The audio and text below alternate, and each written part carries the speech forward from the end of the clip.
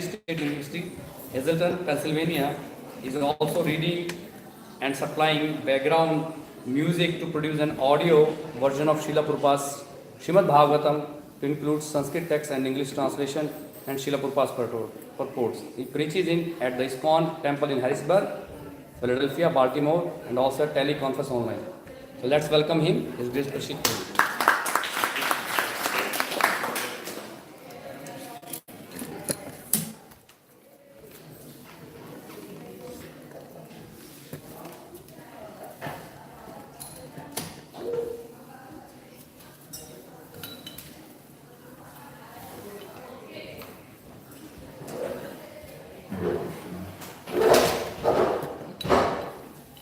Hare Krishna.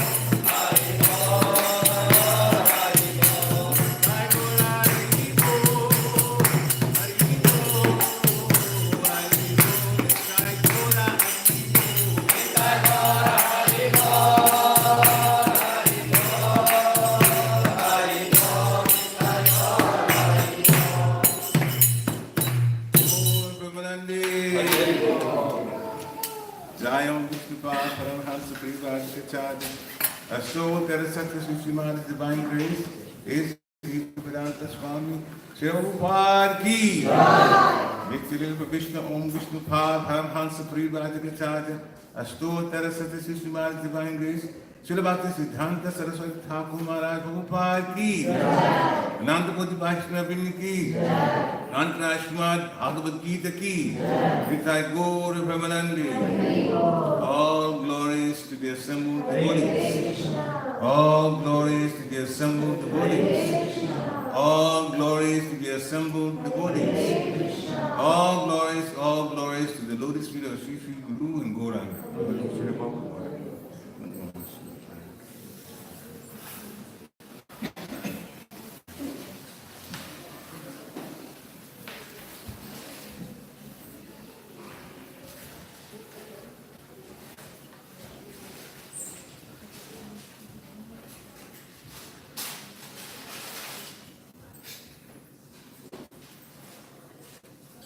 Om Namo Bhagavate Vasudevaya. Om Namo Bhagavate Vasudevaya. Om Namo Bhagavate Vasudevaya.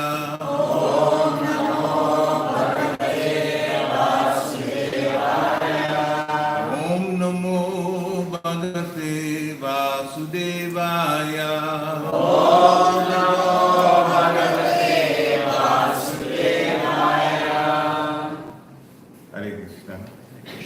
So this afternoon's text is from Srimad Bhagavad Gita as it is, translated and given purpose by His Divine Grace A.C. Bhaktivedanta Swami Srila Prabhupada. So we're doing chapter 14, text 26. Chapter 14, text 26. So please repeat. Ma Cha Yo Vyabhicharena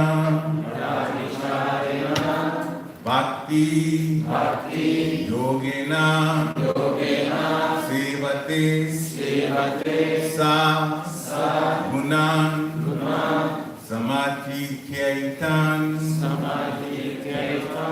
Brahma Bhuyaya Kalpate Ma unto me Cha also Ya a person who Avyavicharena without fear Bhakti Yogena by devotional service Sevate renders service Sa he Guna the modes of material nature Samatitya transcending Etan all these Brahma Bhuyaya elevated to the Brahman platform Kalpate becomes. Translation by Divine Grace A.C. Bhaktivedanta Swami Srila Prabhupada. One who engages in full devotional service, unfailing in all circumstances, at once transcends the mode of material nature and thus comes to the level of Brahman. Please repeat. One who engages in full devotional service, unfailing in all circumstances, at once transcends the modes of material nature, and thus comes to the level of Brahman. Purport by His Divine Grace, Srila Prabhupada. This verse is a reply to Arjuna's third question. What is the means of attaining to the transcendental position? As explained before, the material world is acting under the spell of the modes of material nature. One should not be disturbed by the activities of the modes of nature. Instead of putting his consciousness into such activities, he may transfer his consciousness to Krishna activities. Krishna activities are known as Bhakti Yoga, always acting for Krishna. This includes not only Krishna, but his different plenary expansions such as Ram and Narayan. He has innumerable expansions. One who is engaged in the service of any of the forms of Krishna or of his plenary expansions is considered to be transcendentally situated. One should also note that all the forms of Krishna are fully transcendental, blissful, full of knowledge, and eternal.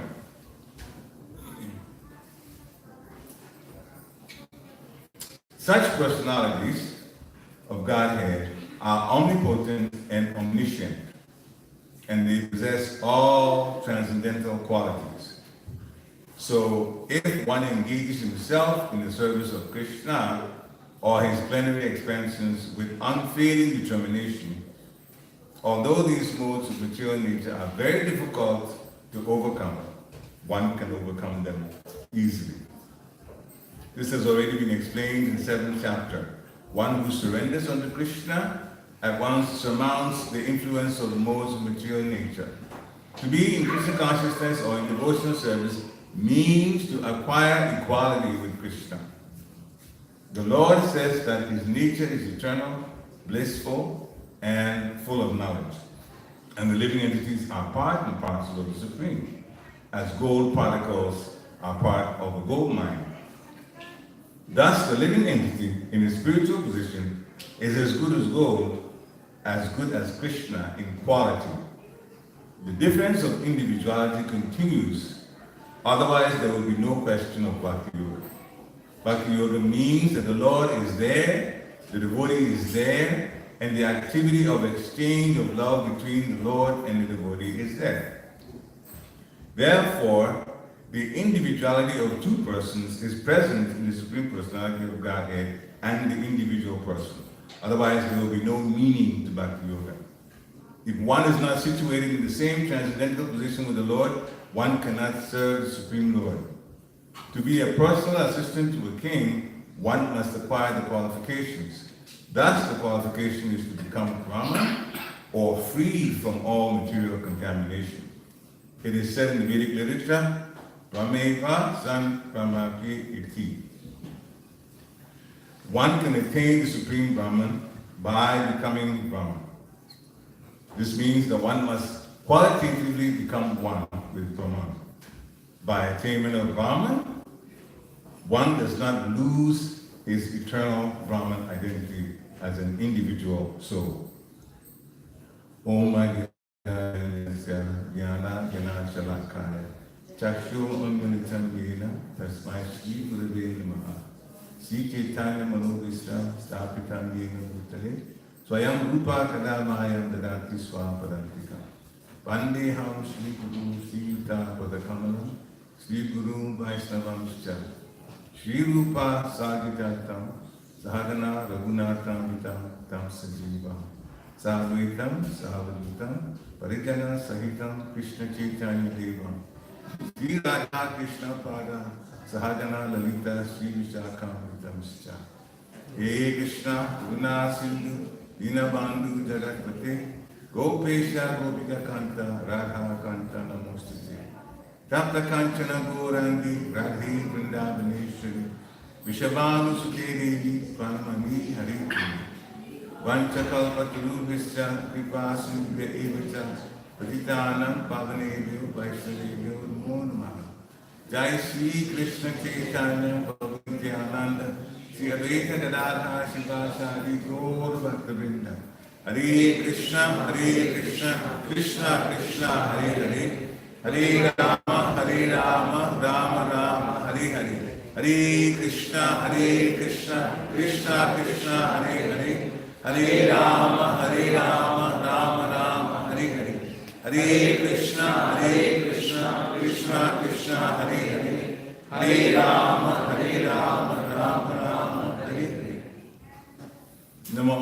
Vishnu Padaya, Krishna Peshtaya, Bhutale, Srimati Bhaktivedanta Swami Niti Namini. Namaste Saraswati Devi, Gauravani Pracharini, Nirvishesha Sunyavadi Paschatya Deshitarini. Namo Mahabharanyaya, Krishna Prema Padayate, Krishnaya, Krishna Chaitanya Namni Gora Chise Namaha. Ananda Lilamaya Vigrahaya, Himalaya Abhisundaya, Tasmi Maha Prema Ras Padaya, Chaitanya Chandaya Namo Namaste. Chaitanya Chandaya Namo Namaste. Chaitanya Chandaya Namo Namaste. Chaitanya Chandaya Namo Namaste. Hare Krishna.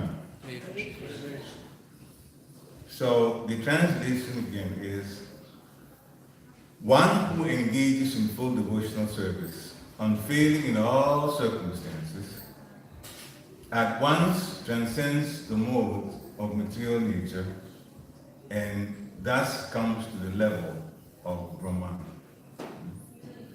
comes to the spiritual level. Hare Krishna. So, nice to be back here. I haven't been here in quite a few months. And so, the weather we don't worry about. We will do whatever we do. That's Lord Indra's section in the rain.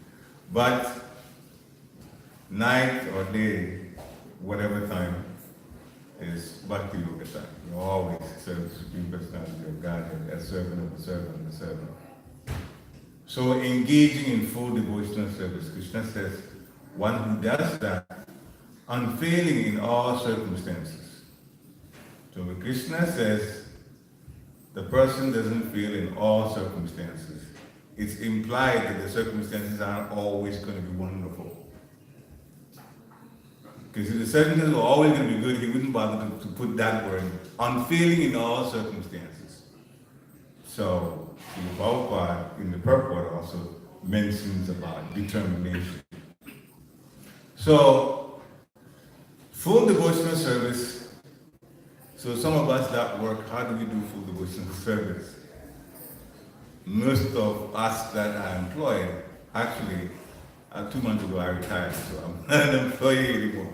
I am actually 66 now, which is according to US rules, the time for employment. So I'll stop teaching in the university, which I'm happy to do in many ways. But right, it's not about me. Let's talk about Krishna saying, engaging in full devotional service. Well, Srila Rupa Goswami gave us the clue. Or you could even come right out and say, give us the answer. Think about Krishna all the time. You always think about Krishna. Never forget Krishna. So when we're chanting, Hare Krishna, Krishna Krishna, Hare Hare, Hare Rama, Rama Rama, Hare Hare. That's connecting with the transcendental system.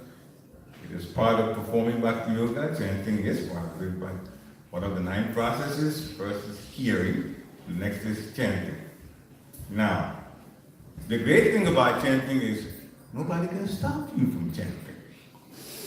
Nobody can, wherever you are. You are either, based on the circumstance, chanting out loud, or advisedly chanting softly. But there is no stopping of chanting. When chanting is not done, it's you that's not chanting, because the chanting cannot be done. Even when we fall sick, I mean, it's seriously sick, we are admitted in the hospital, we still can chant. So that never stops. And then, what about when we go to bed? Well, when we go to bed, the physical body is at rest. But the subtle body is not. The subtle body never is. At nighttime, the physical body does at rest. Therefore, before we go to bed, if we read something spiritual, it puts us in the mood, or we hear Kirtan, Bhajan, Bhakti, Bhajan, we go to bed. It puts us in the mind of Krishna consciousness. We could even go a step further and literally pray to Abu Maharaj or to Sri Prabhupada or to Lord Chaitanya that while we sleep, that our subtle bodies are also used to perform service. We call it dreaming. Well, the subtle body's activity is part of dreaming. Therefore, if we ask, then we put ourselves out for our subtle bodies to be used in service even while we're sleeping. If we ask, if we pray, ask for that. Whether it happens or not, that always depends on the transcendental system. But at least you get to ask that your subtle body be used. So that way, whether you're sleeping or whether you're awake, then Krishna consciousness opportunity is always there. And Krishna is saying, one who engages in devotional service fully, unfailing in all circumstances, at once transcends the modes of material nature and comes to the level, the spiritual level of Brahman. Aham Brahmasmi, I'm spirit soul. And speaking about that, so Srila Prabhupada has stressed many times that we're not these physical bodies. Many, many, many times, in the majority of his lectures, whatever he is commenting on, somehow he will put in this point. We're not these bodies. And we are the soul. Now, why has he repeated this so many times? Srila Bhaktisiddhanta Saraswati Thakur Maharaj, Srila Prabhupada's spiritual master, has said that every spiritual master is like a spiritual doctor. So, if Srila Prabhupada is a spiritual master, then he knows what we need to cure us from the effects of material nature and get us more interested and more connected with the spiritual nature, with our constitutional nature. And he's saying, we're not these bodies, we're not these bodies, we're not these bodies. Many times, every opportunity comes up, he says that. Much of the trouble going on in the world now is based on people thinking they are the bodies. You stop to think about it. Anything that's caused some kind of friction. I'm talking about in the material world, which is the majority, devotees are the minority in the world at this point. We wish it was the opposite, but it is not. This is the way it is now. People make decisions based on their bodies. Nations make decisions based on their bodies. Ethnic groups make decisions based on their bodies. And they're always saying, this is my group, this is my nation, this is my society, we are like this. It's called our culture. We are like this. Therefore, we do things like this. Therefore, if your culture is not like my culture, then you have something to learn from my culture. Because you don't know it as well as we do. So as soon as we go on the body level, then Maya uses all kinds of excuses to start conflict. But it's not conflict at first. It doesn't seem to be conflict. It seems that we're right in what we're thinking. Maya will say, oh, we're right. And then the other person doesn't agree. But then when the other person doesn't agree, that's the beginning of conflict. That's exactly how it starts. Exactly how it starts. One point I was watching on the internet, Srila Prabhupada has already told us there are 400,000 different types of human bodies. 8,400,000 types of bodies here in the material world. But 400,000 of them, human bodies. But we are in this small, really tiny planet, medium planet called the Earth. So all 400,000 bodies, human, are not here. They are in different stars, in different galaxies. And we've already been told that every single body, planet, is populated on top of it and also inside of it. All of them. When science will get to that point, we don't care much about that, but that is the situation. The planets are not empty. So the different bodies are in different planets, in different universes. Now, some of the planets we know. We studied in school, Venus and Mars and so on, they're there. And different situations are going on there. To reveal a few things, there are some some people may believe this, some may not believe this, but actually, some of these human bodies do go to, just like we have spaceships and go different places, they also travel, they're more advanced, some of them, than we are. And there has been a situation where some of these other human entities, we would call them aliens, but in the spiritual way of looking at things, they're all categorized into the 400,000 types of bodies. They are concerned about this earth, and for good reason, because this earth is a place where the advanced countries are all poised to fight what would be a very, very, very telling and consequential war with nuclear weapons. Now, we know that, but those who are also in different types of human bodies, they're also aware of that. And they're also aware of the devastation that would occur. And so there was an attempt in this government some years back, some decades back, to try to get the United States and Russia at the time to disarm and actually find ways to coexist lovingly. Speaking about Bhakti Yoga, lovingly rather than be against each other. This was not welcomed because one country feared that if they disarm, the other country may overrun them. And therefore, the proposal was not accepted. I'm actually saying in short form this, but it was a long, and there are actual presidents of the United States here who were, in fact, met. Now, it was classified information, now it's come out. Part of it is declassified, and that's why we got to know about these. Now, so, what will bring peace? What will actually bring peace is what Krishna is saying. If we engage in devotional service, that's when we'll be happy and that's when we'll be peaceful. So, Arjuna was asking the question in the purport, Srila Prabhupada says, what is the means of attaining to the transcendental position? That's Arjuna's question.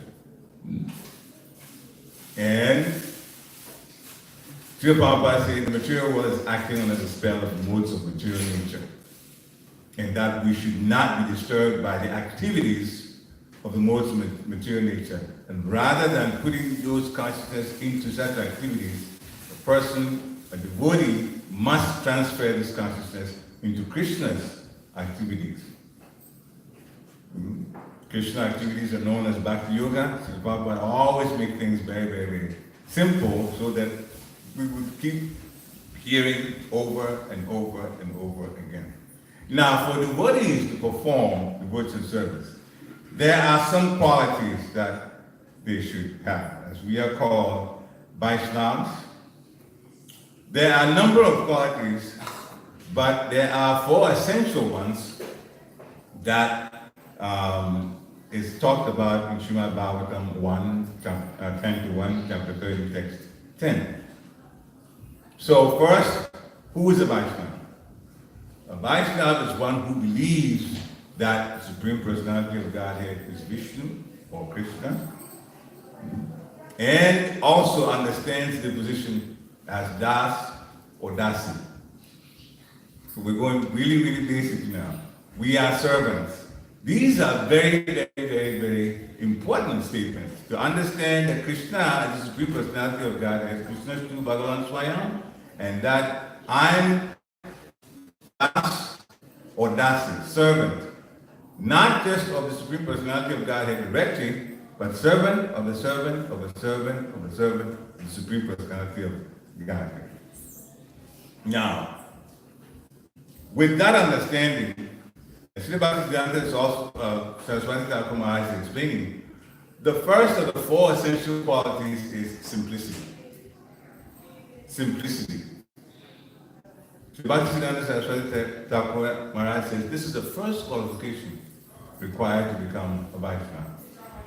So, some of us are beginning to feel it already, and some may feel it later on, that it seems that we're bombarded with new things over and over, and we're starting with new things, other new things, it gets to a point where even, especially the electronic ones, we don't even get to use all of the capabilities of that gadget. And another one comes, and another one comes, and another one comes. So the materiality is trying to complicate our life. They say they're doing it for convenience, but actually complicating our life. And therefore, the Bhaktivedanta Saraswati Thakur Maharaj says, keep it simple. Now, mentally, it means that we should be free of duplicity. Not that the situation is like this and I speak this way. And I want to talk about the same thing, but to a different person. Therefore, I slant it. Straightforwardness. See, the Bhaktivedanta Saraswati Thakur Maharaj says, even speak truth to one's enemy. Speak truth to one's enemy. So, simplicity is important. Not sophisticated, not complicated, just willing to accept what Krishna provides, and no more. And that is simplicity. The next is titiksha, tolerance. Patience and tolerance go together. Now, tolerance, especially in devotional service, is to carry on with our service despite the challenges that come. We carry on with our service despite the challenges that come. Very much connects to the text that Krishna is talking about. Unfailing in all circumstances. Carry on the service no matter what happens. Tolerance and forgiveness go together also. As Haridas Thakur, when he was sentenced to be beaten in 22 marketplaces, did not get at those who were beating him, but actually asked the Lord to forgive them. That was designed to forgive those. Even though Lord Chaitanya at first wanted to actually kill those people. But Haridas Thakur said that give them freedom. Don't kill them. Now, we know the story in the end. In 3 marketplaces out of 22, normally anybody that's beaten to the extent that the beating that he took, in 3 marketplaces, that would be the end of that person. Never mind 22. 3 marketplaces is dead. And still, the Lord protected Haridas Thakur. And in the end, those that were beating him were concerned about their own lives because they knew that if we were not able to kill him, and they went back to the Mohammedan government, that they would be punished. So Haridas Thakur faked death, literally. But to them, they thought he was really dead because he had no pulse and all of that. And then he just floated at the end of the river and started preaching again. So, again, he was tolerant. Third point, control of the senses. Control of the senses. Srila Prabhupada says one cannot advance in Krishna consciousness unless one controls the senses. And then to the first question, how do you control the senses? Well, Srila Prabhupada says engage the senses in serving the Supreme Personality of Godhead and the devotees. The more we engage the senses, Srila Prabhupada says they are automatically controlled. Once we engage them, we control them. Finally, humility. Without humility, as Srila Prabhupada said, the beginning of knowledge, beginning of all knowledge, comes through humility. In other words, when somebody's false ego is high, it doesn't matter how much you learn of the Shastra. They really won't understand it. They wouldn't understand how to apply it. Okay? There are people who know a lot. I'm certainly not one of them. There are people who know quite a bit, but lust, anger, greed, pride, illusion, or envy, one of them or a combination of them is always pulling them, even though they know a lot. So, being humble is extremely important. We'll say a few points about humility. Humility in actual action. First, when we pray to our Guru, if we're initiated, or to Srila Prabhupada, if we're not initiated, for help with our weaknesses, I should say. If we pray for help with our weaknesses, then we are admitting that we are weak in some areas. Just to admit that we're weak, that alone shows humility. Because a person with a big ego wouldn't want to admit that they have weaknesses anywhere. If other people see it, they would not. Another point, if we accept that we don't know much of anything spiritual, if we accept that we don't know, then we will be willing to hear lectures and also read Srimad Bhagavatam every day. It's best every day. Okay? So we accept that we don't know much of anything spiritual. Actually, it's true. It's not difficult to prove it at all. Because Krishna is unlimited. Spirituality is known about Krishna and serving Krishna. Krishna is unlimited. So even if you know spiritual things, let's say 1 million things, 1 million points in spirituality, that's a lot of knowledge, you might think that way. But 1 million divided by the unlimited qualities of Krishna, that's zero. That's zero. If you divide 1 million that has 6 zeros by even a finite number that has 100 zeros, 1 and 100, you still get 0.0000000. Some people say 0.69 times before you go to a non-zero number. So it is zero. Therefore, it is actually true that since Krishna is unlimited, we don't know much of anything spiritual. The important point is to know, we're not these bodies because it helps us to be in the right consciousness. But then, every time we hear or read Srimad Bhagavatam, then another piece of information comes, another one, and things are explained better. I remember yesterday, I was taking my first daughter home from a program at Harrisburg. Kanamali Swami was there. He was program going. And she asked me, sometimes I wonder about Goloka Vrindavan. She was wondering what it is like in Goloka Vrindavan. Well, I don't know of any place that the entire description of Goloka Vrindavan is in the scriptures. But once you keep hearing and hearing, there are bits and pieces that come that give you a greater and greater and greater picture of what the spiritual world is like. So we're making a point that by hearing more often, every day be better, and by reading, then the different people, either Krishna or Krishna's incarnation speaking, or devotees of Krishna describing a few things, will give you a better and better understanding and a better and better picture of what you need to know in Krishna consciousness and how to serve more effectively in Krishna consciousness. So, and speaking about serving, on one point, be determined to serve with high quality. So Prabhupada says everything we have to do is first class. It should be first class. Serve with high quality. Speaking about serving with high quality, 2 weeks or so, a little less than 2 weeks from now, is Rath Yatra here in Philadelphia. It's always wonderful to make sure we're there. Lord Jagannath, Lord Mahadev, Srimati Maharani come out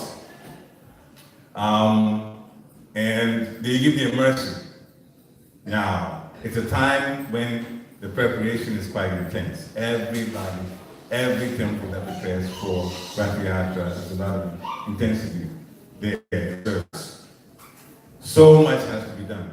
This is the time to put our hearts out and serve with wonderful quality.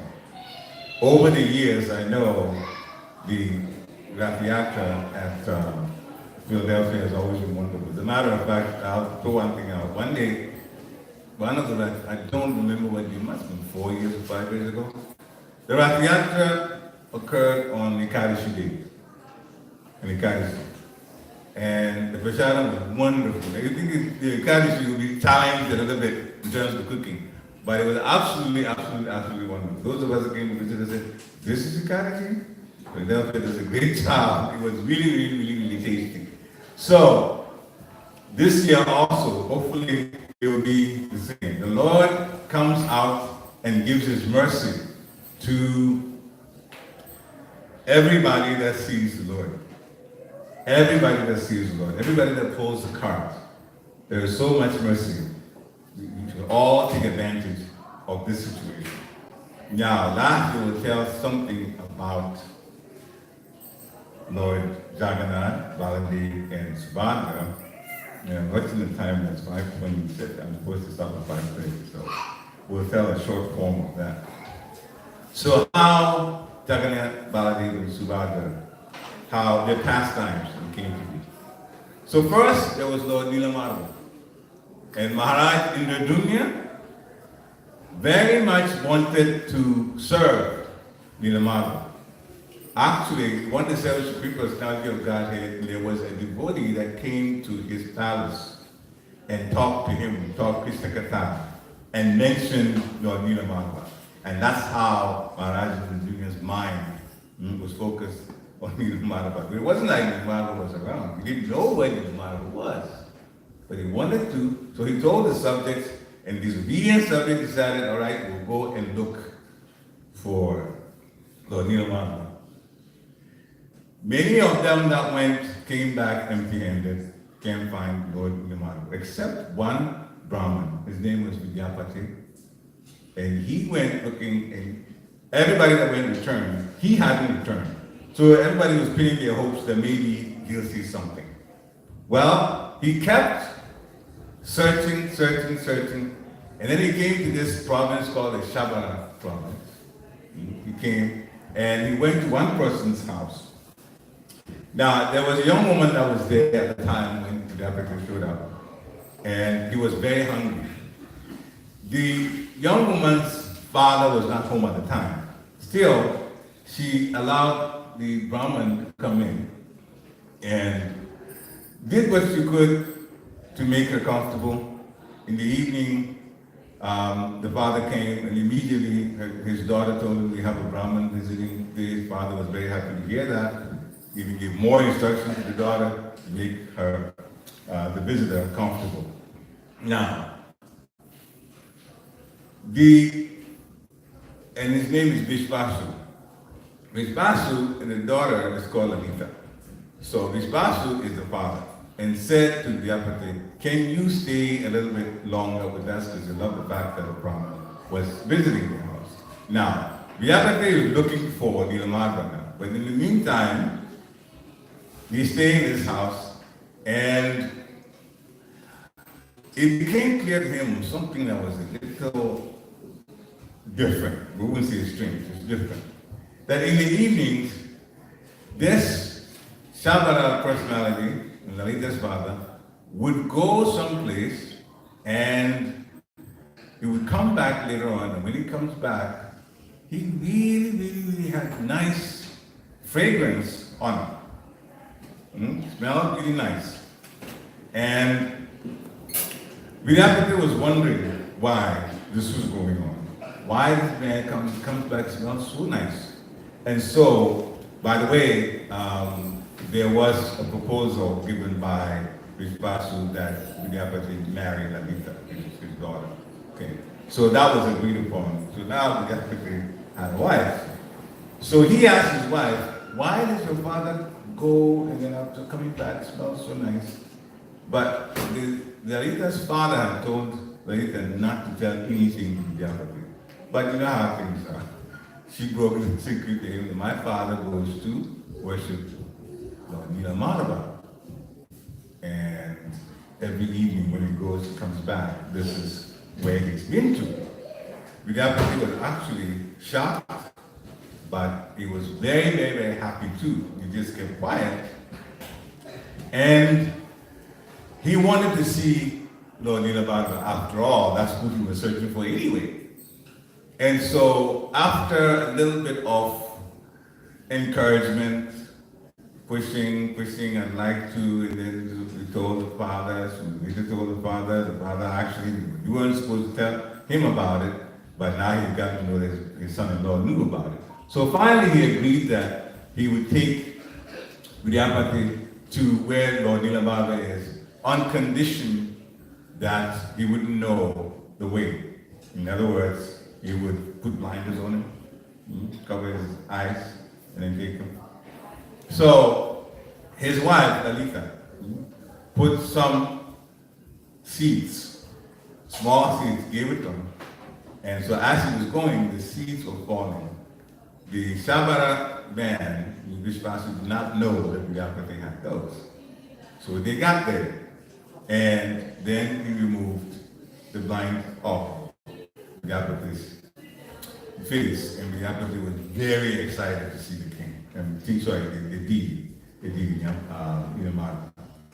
Now, the Sabbath king, what he always does, he went and got some wood and other things that to worship the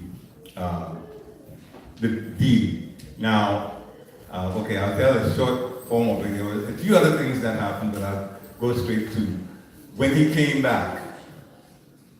When the Shabbat, Vishvasu came back, the Lord told him that I appreciate all the service you give me, and now I would like to be served by Maharaj Vidya. And Vishvasu got very upset. This man is the reason, this young man is the reason now you want to go, and he did not want to stop the service. So he tied up Vidyapati, took him back, tied him up in the house. The young woman, his wife, saw this, and his wife was very, very, very unhappy. Begged and begged and begged, and finally Vidyapati got freed, and he was asked to go. So Vishvasu did not know that the little seeds were put on the way to seeing the deity. So he returned to the Brahman, returned to the kingdom, told the Maharaj that we've seen, told the King Maharaj in the dunya that he knew where this deity was. So in the dream, Maharaj fed the whole army and the whole lot of people very happy. They went, and at the time they got there, the seeds had actually begun to spring little plants. So now they followed the plants, and they got to where Maharaj was. Except that when they got there, Maharaj was not there. And so the king became very, very, very astonished, unhappy, thought that the Sambara region people had taken the deity and put it somewhere. So then he had the army, so then he had the army begin to harass people in the region, whereas Lord Nilamaza, Vishvasu himself, was also put under the same kind of pressure. But nobody knew where the king, Sabara region, the deity had disappeared. So Maharaj in the dream finally got a dream that the deity was telling him that he himself had moved and basically gave information on how to find him. Now again, because of time, I'll just kind of show it. It says he had changed into wood, and the wood was going to be found in the river. And so when that understanding came to Maharaj in the dunya, he did in fact see the law, the transcendental law. He had his army try to pull the log, they couldn't pull it. Okay? So finally, what happened was he got another instruction to get Vishvasu, the Sabara man, and Vidyapati, the Brahman. Those two went and pulled and got the wood out. And now the instruction was to carve the wood into the deity. The king got the best sculptors, carvers in the region to do the work. Nobody could do it. As a matter of fact, if you try to hit the log, the piece of the wood with any of the carving materials, that thing just broke. Nobody could actually carve. Now, there are two stories in this. One, there was an older man that came and told the king that I certainly can carve. Now there's two schools of thought. One is saying that it was actually an incarnation of Krishna that came like that to promise that we could actually carve the deity. And another one says it was Vishwakarma, who was the architect in the heavenly planets that came. But regardless of which one, the work was begun under closed doors. That was the agreement. So Maharaj in the dunya was waiting. And the carving was going on. And at one time, the noise of the carving stopped. So then Maharaj in the dunya thought that deities were over, the carnival was over. He got into the room and he realized that it didn't look like the deities were complete. So the carver had disappeared. He had disappeared. And so he was very, very, very upset at himself from doing that. But then the deity explained to him in a dream that this is his form in the spiritual world, Jagannath, Baladev, and Subhadra.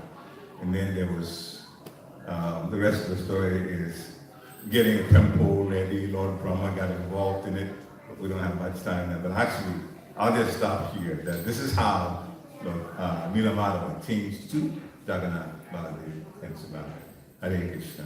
If you have more time, I'll explain it in great detail. But anyway, any questions? It's 5:30 now. Or comments? Yeah, thanks. Thank you so much, Prabhu. I was hearing at the beginning of the lecture mention that always remember Krishna or serve Krishna 24 hours. And then at the same time you mentioned that gross and subtle bodies. Yes. Gross and subtle bodies. Yes. Now the problem is, I don't know what that mean is, gross and subtle. Of course, Kaya and Manasa Diyavacha, we have to serve with our body, mind, intelligence, words, and with our positions we serve. But when it comes to, it's not clear to me, serving the subtle body, and that while is the time for rest for us. Just being practical question for you. Just what is the expectation for people like us? We are not liberated souls. So what is the expectation for people like us? What do you mean by serving while in dream? Asked to pray, please engage, but if the dream comes that we are serving Krishna in the dream, then we will be big trouble. We will not sleep, the body will not get enough rest. So just thinking here what the point Your difficulty is that you think if you're serving the subtle body, that the physical body will not get enough rest? Right. I mean, okay. When I say that, I'm going to disagree. Go ahead. at least during the time of sleep, because the sleep is the state of intelligence. Sleep, deep sleep, and awake. Yeah, and at the same time, and you talk about the levels of sleep, but then the physical body is at rest then. We're not talking about, so if there's activity, then the deep sleep state may not be a thing, therefore the body won't rest very well. Okay, well, we should serve the Lord in all circumstances. We should serve the Lord in all circumstances. So I'll tell you this, if I went to bed and I dreamt my subtle body was serving the Lord, I don't care how much rest my physical body did not get, I'll be very happy that I served that night. It doesn't matter. I'll try to get rest later on. Just going by what you said. Okay? Yeah, because it's like taking advantage of devotional service whenever you can. This is what I'm really getting at. Yeah. And you know how the Six Goswamis were like, they didn't care too much about their physical bodies and how much rest they got. So devotional service comes first. So the point we're making is, yes, if you're not changing anything what you said, that maybe the physical body won't get that much rest if we're not actually dreaming, but then we're doing devotional service. You can't beat that. That's the point I'm saying. Yeah. In the sixth chapter of Bhagavad Gita, explaining about the Jnana Yoga, it explains one should not eat too much, one should not eat too less. One should not, those balance, Yeah. the body needs to be taken care. How we correlate these two? If you need some more rest, and I'm going to try to say it very simply, take rest later on. But be happy that you're able to serve if you can, get an opportunity to serve at any time, day or night. Day or night. But I understand your point. Your point is well taken. You don't eat too much, you don't sleep too little or too much and so on. But when you dream, the physical body still gets some rest though. It does. It does. You're just concerned about how much rest. Okay. All right. We can talk more about it after this if you want. Any other questions, comments? It's actually now the my pleasure. Okay. Grand Srimad Bhagavad Gita ki, Srila Prabhupada ki, Nitai Gaur Premalande. Thank you. I'm sorry.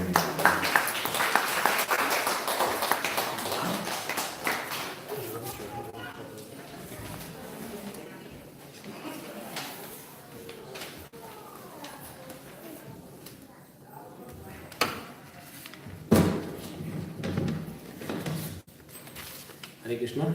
Hare Krishna.